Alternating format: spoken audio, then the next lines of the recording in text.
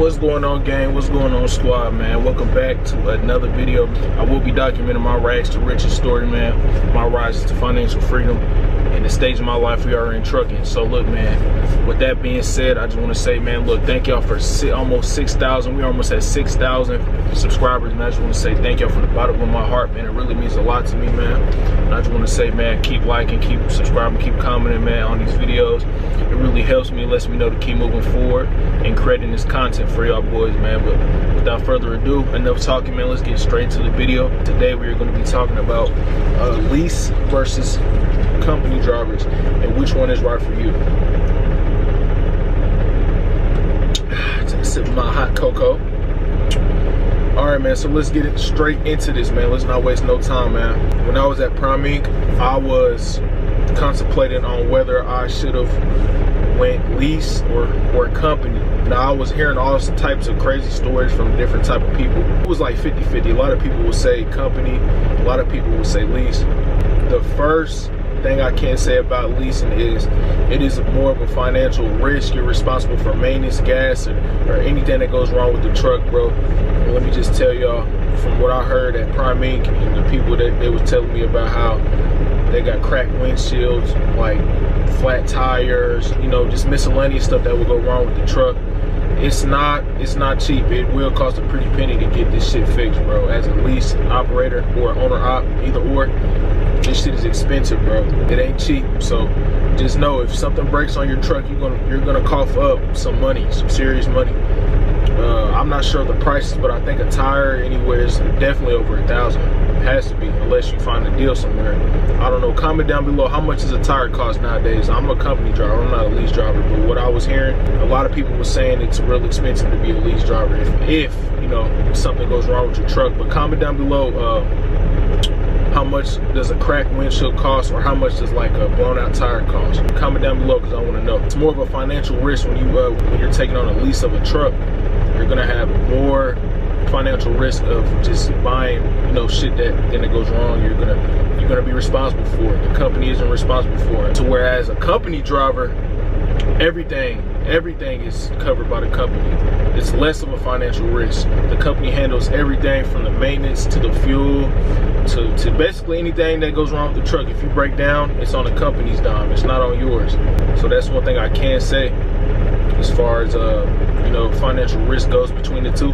When leasing, you're not tied down to a truck. You know what I'm saying? Like, you're not financing it. You're not trying to own a truck, so you're not tied down to it. You're just leasing it. It's like a house. Like, everybody leases houses. Everybody pays rent to stay there. It's the same thing with a truck, bro.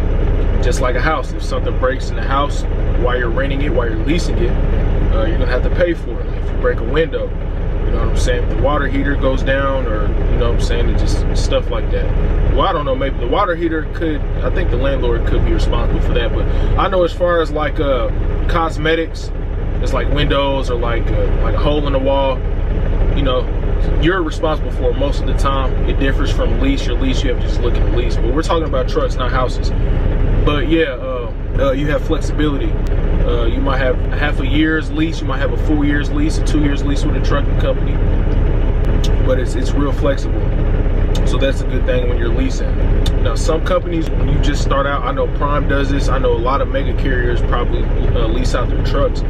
But when I was at Prime, I think they had, I don't know if they still have this, but they had a thing to where you didn't have to pay a weekly, you didn't have to pay any, you know, truck payments for a month, which is good, because I will get into that future pros in this video. But some companies do have like no payment month deals. When you're leasing a truck, bro, you have to make weekly payments. If you don't make them payments, they finna take the truck away, and then you're not finna have a job.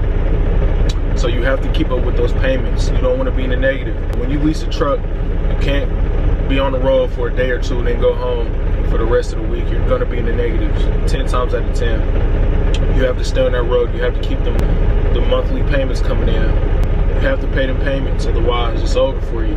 When I was at Prime Inc., I was hearing everybody talking about how certain trucks had different payments, like Freightliners, Peterbilts, they both had different payments as far as the number amount, but it wasn't as big of a differential. It wasn't as, I think Peterbilts, they was like maybe $1,300, $1,400, don't quote me, and Freightliners was $1,100 a month. But when you're leasing, you'll be able to cover that. You get more money than as a company driver. See, a company driver, you just get paid by the hour or by CPM, cents per mile. But when you're leasing, you get, I think at Prime Inc. they gave you 70, I forget, something like 70% of the load, correct me if I'm wrong, something like that. So you get a pretty penny, but you know, it all ties in together because you're responsible for your own fuel, the maintenance of the truck, and things of that nature. You have to, and them weekly payments, you have to get them weekly payments in or it's over. You can't go home. It basically, when you lease, bro, it really forces you to stay out on the road and stack your bread up. Say you stay out on the road for like a month and a half, you stack your bread up. Now you got that money to go home for maybe a week, weekend, or a couple days, or however you want to do it. But basically, when you lease, it does, you have to get the weekly payments in it, and it really forces you to be on that road, whether you like it or not. When you're leasing, you have the right to turn down certain loads. Like if they give you a load, let's just say 300, 400 miles, and it's only like $400, $500. That's a horrible load to accept. So you can turn that down. Dispatchers might be mad at you, but it don't matter because you have that freedom when you're leasing. Whereas a company driver, you can't deny any loads they give you. You have to complete whatever loads they give you, because that's just what it boils down to as a company driver. You don't have any say so in which loads you can decline or accept. They basically send you a load and tell you where to go, what time to be there, and you just do it. And that's how you get paid as a company driver. Whereas a lease op, you know what I'm saying, you can deny, you can accept the loads, and it's just that. As a company driver, you get to take advantage of the benefits such as health, dental, vision, 401k, and accident insurance, you know, things like that, which is always a plus. Benefits are always good to take advantage of. I would highly suggest, if you're a company driver, just look at those benefits and take advantage of them if you want to. But as a lease operator, you don't have that option, bro. Like, you can still invest your money. You can make your own 401k, you know what I'm saying? Shout out Robinhood. I use Robinhood for my stocks, and I use Coinbase for my crypto.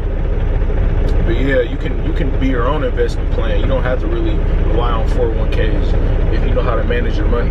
When you go company, you usually have great benefits you can take advantage of, whereas leasing, you really don't. They might have some, maybe a couple benefits, but they don't really compare to the ones that company drivers get. Another good thing about being a company driver is the consistent paychecks. Say you've been working at a company for so long, you know, your cents per mile you're getting. You start to learn, you start to understand the numbers, and you say, okay, I drove 2,000 miles this week and I make 60, 70 cents per mile, so this is what my check is gonna be. That's how it is when you're a company driver. Whereas a lease, it's up and down. That's what I hear from a lot of people at Prime Inc. It's up and down. Some months you might make, you know, 7K gross. Some months you might make 3K gross. Some weeks you only might make 1,000. Some weeks you might make 1,500, 2,000, 3,000 a week. It fluctuates. It's like the stock market. It goes up and down. But whereas a company driver, it's more consistent. You have a more consistent paycheck with those miles that they give you. When you are leasing, you have to file your own taxes. You are 1099. They say that you make more as a lease or owner op than a company driver, but you do have to file your own taxes. So if you gross 150K to 250K. Oh, okay. All right, right on, man. Some dude came to my window and told me about my headlights. But anyway, yeah, man, where was I? So, yeah. You have to file your own taxes, bro. I know they say if you gross 150, 200K a year, damn near half of that is going to the IRS off rip, bro. So, I mean, at the end of the day, bro, you have to have good money management, and just know the gross looks pretty, but the net is way less than what the gross is. So just keep that in mind when you are a lease driver. Now, such as the company driver, the only taxes you file is a W-2, and usually you get money back from that, so that's good. Your money gets taken out every check. One thing I can say, money management is key when you become a lease and an owner op. You know what I'm saying? Now, if you make 2,000, bro, a week, you can't just go into the love stop, you feel me, gamble it all away, spend all your money on food and shit like that, bro. It just don't work like that. You're gonna be fucked off. You're gonna be somewhere fucked up, in a fucked up predicament. You have to be good at money management, bro, because when you're a lease op or owner op, anything could go wrong, bro. You could get a flat tire, you could crack your windshield, you know, anything. The truck could break down. You gotta pay for something, bro. And it's, like I said before, it is not cheap. These trucks are very expensive, bro. So you have to really be good at money management. You have to lock in on your finances. You can't just go gamble it. You can't just go fuck off your money, bro. Like, you have to really lock in, save money when you're coming into this trucking game, when you're leasing or you're owner op. That's just how it is, bro. That's one thing I will say. So if you're not financially savvy, if you don't have the discipline to hold on to your money, being a lease or being an owner op isn't for you. I'm gonna just say that right now. Basically, that's what leasing, being a lease driver and a company driver is in a nutshell. I will say it really boils down to risk, bro. Like, risk, really. It's risk reward. Being a company driver is less risky. Being a lease op or owner op is more risky, but the rewards are way better. You do get paid more as a lease or owner op than a company driver.